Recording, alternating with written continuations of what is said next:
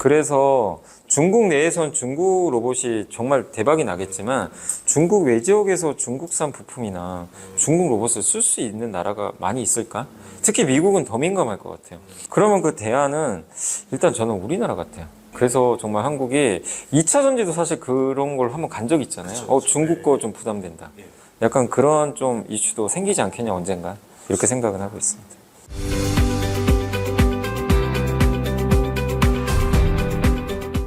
내년을 준비를 해야 되잖아요. 그래서 이제 내년에 저는 괜찮게 보는 게 저는 이제 여러 개로 좀 생각은 하고 있는 게 여전히 반도체가 가장 탑픽은 맞는 것 같아요. 예, 반도체가. 근데 다만 삼성은 이제 하이닉스만 갔잖아요.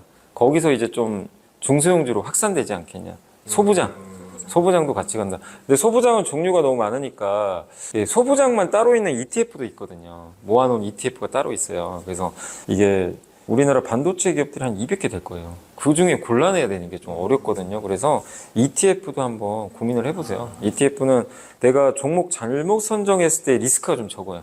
반도체 좀 어느 정도 따라가니까. 그래서 그걸 좀 말씀드리고 싶고, 그리고 내년에 저는 이제 가장 그래도 좀 기대하는 게 어쨌든 로봇 테마가 좀 본격적으로 시장에 아직은 시총이 그렇게 크진 않아요. 특정 몇 개만 갔지. 그쵸. 뭐 이게 대부분 보면 로봇 기업들이 시총이 막 1,000억대, 2,000억대도 되게 많아요. 네, 그런 상황인데 현대차가 일단은 저는 로봇 사업에 전면에 나설 것 같거든요. 피지컬 AI 쪽에. 왜냐면 내년에 이제 엔비디아 GPU를 받게 되니까 여기 투자가 들어가면서.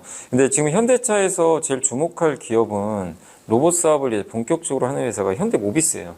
모비스가 그 휴머노이드 로봇에 들어가는 그 관절이라고 그래요. 액추에이터. 요거 이제 개발을 한다고 했거든요. 그래서 요거를 하고 설계하고 생산은 외주 준다는 얘기도 있어요. 근데 외주를 누구한테 줄지 모르지만, 근데 현대모비스가 이제 아마 분기마다 실적 발표도 할 거고, 그럴 때 이런 얘기들이 좀 나올 수가 있거든요. 그래서 현대차, 현대모비스의 이런 전략 보시면서 로봇 사업이 내가 예상하는 대로 지금 가고 있는지 그런 것도 검증 한번 해보시면 좋겠고, 또 한 가지가 지금 우리가 이제 이 로봇주 하면 항상 그쪽 코스닥에 진짜 로봇주들을 많이 봤잖아요. 이제 그런 쪽도 좋지만 그 자동차 부품 회사 중에 로봇 사업하는 회사들이 있어요. 아까 현대모비스도 있지만 이거는 뭐 제가 추천드리는 게 아니라 최근에 제일 많이 오른 기업이 자동차 부품 중에 사면이라는 기업이 있어요. 처음 들어봤어요. 이 회사가 현대차 이게 뭐 모터라든가 이런 거 납품하는 회사 중에 하나인데, 근데 실제로 휴머노이드 사업을 하고 있어요. 그래가지고 이 회사가 휴머노이드 로봇주로 분류가 돼서 그때 루머도 있어요. 뉴스가 나온 게 빅테크 수주 받을 수도 있다. 이건 검증 안 된 겁니다. 그래서 그날 상한가 가버린 거예요. 근데 왜냐하면 액추에이터 안에 뭐 모터 같은 게 들어가 있거든요. 그래서 자동차 부품을 하는 회사들이 잘해요. 모비스도 그래서 한다는 얘기예요. 그래서 이제 국내에서 관련된 뭐 이건 좀 약간 큰 기업들이니까 이제 대표적인 기업들이 HL 만도도 이제 그런 사업 지금 실제로 날짜가 12월 11일 날 이거는 이미 공표가 됐는데 HL 만도가 12월 11일 날 그 CEO 인베스터 데이를 열어요. 거기서 로봇 사업 공개하겠대요. 그 발표를 이미 해놨어요. 그래서 지금 요새 주가 갑자기 급등하거든요. 그러니까 우리가 그냥 코스닥만 볼 건 아니고 로봇주도 점점 확산된다. 의외로 자동차 부품 쪽으로. 로봇 소부장이네요. 네, 어떻게 보면. 왜냐면 현대차가 로봇 파운드리 또 한다 그랬거든요. 로봇 파운드리 쪽으로 해가지고 우리가 로봇을 만들어주겠다. 주문 들어오면 그러니까 우리 TSMC가 하는 것처럼 약간 이런 얘기도 있어요. 약간 2019년에 전기차 냄새처럼 나요. 맞아요. 이제 대량 생산을 위한 인프라 다지는 단계. 아직은 숫자는 안 나와요. 근데 그때 배터리도 숫자 안 나올 때인데, 근데 실제로 2020년에 이제 전기차 본격 확산되면서 주가도 엄청 오른 것처럼.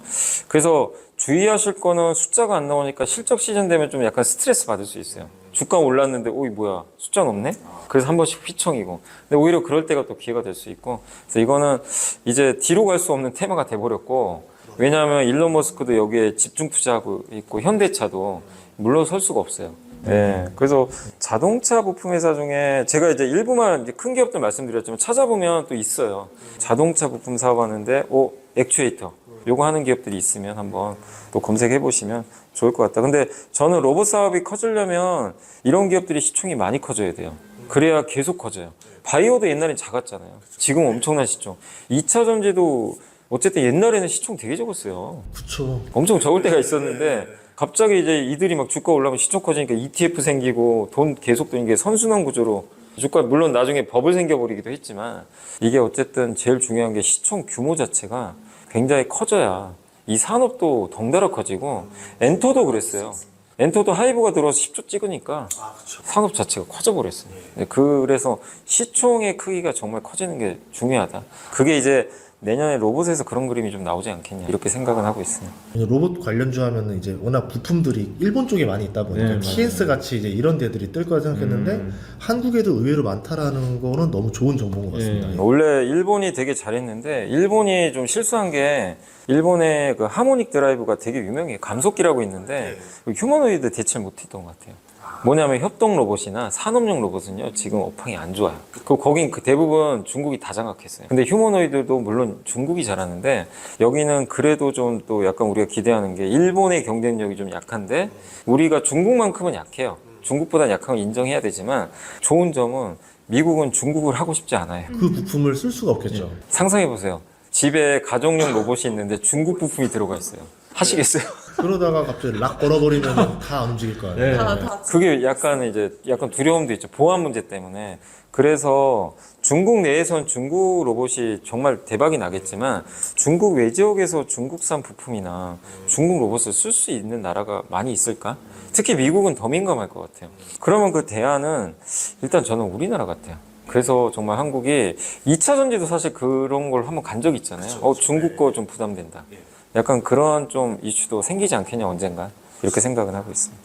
큰 흐름의 전환들이 이렇게 오고 있으니까 그거에 맞는 기업들을 먼저 찾아내자. 그래서 말씀 잘해주신 게 일단 우리가 이제 주식 투자할 때 뭐 단기 매매하신 분들이야 뭐 해당 안 되지만 좀 뭔가 메가 트렌드나 이렇게 큰 호흡을 보고 하시는 분들은 일단 큰 산업이 뭔지 먼저 그려봐야 돼요.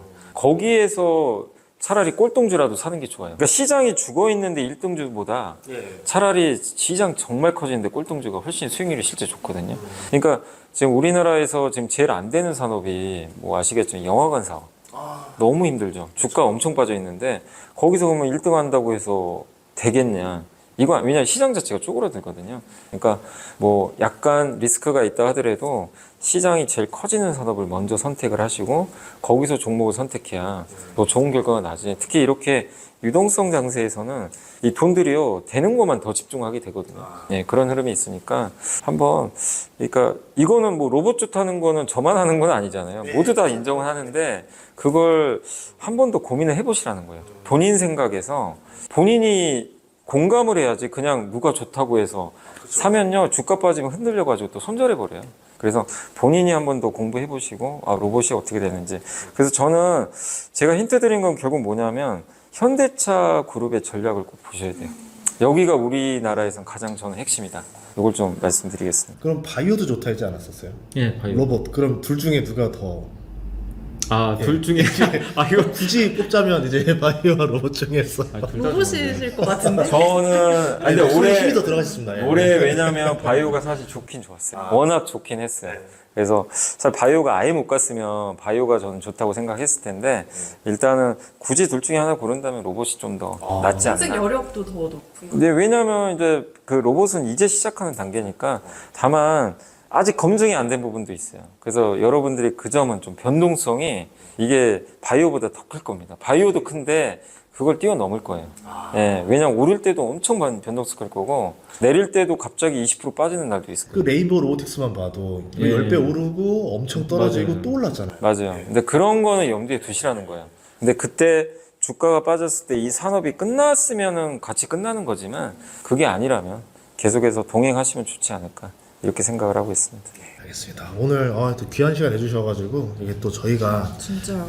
좋은 힌트를 좀 들은 것 같습니다. 좀 큰 예. 그림을 그릴 수 있게 된 것 같아요. 투자의 아이디어를 좀 많이 삼게 된 시간이었습니다. 염승환 이사님이었습니다. 예, 감사합니다. 네, 감사합니다. 감사합니다.